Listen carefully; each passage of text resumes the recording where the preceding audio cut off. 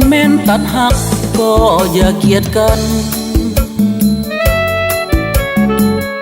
ถึงตัดสัมพันธ์ขออย่าแนงนายให้ความเป็นมิตรสนิทแน่นให้ความลึงแก่นต่อกันไว้เพราะยังได้อยู่โลกเดียวกันถึงแม้นตัดหักก็อย่าปานามขออย่าได้ทำให้ใจข้าวัน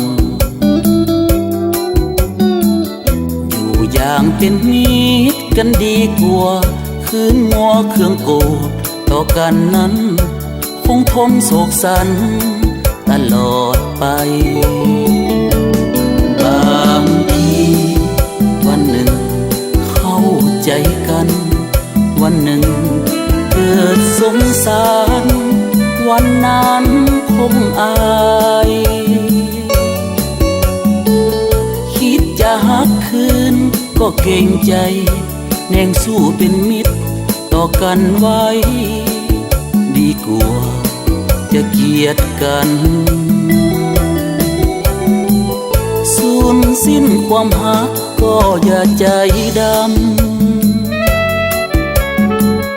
ขออย่าสร้างกรรมไปเป็นหอยด่าง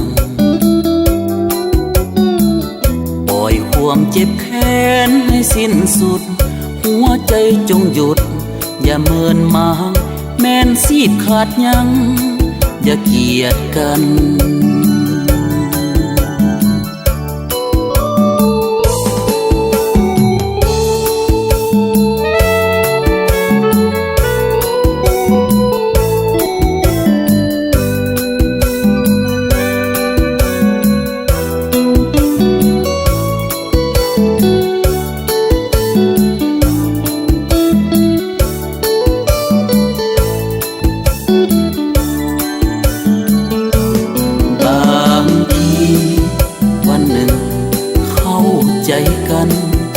วันหนึ่งเกิดสงสารวันนั้นคงอาย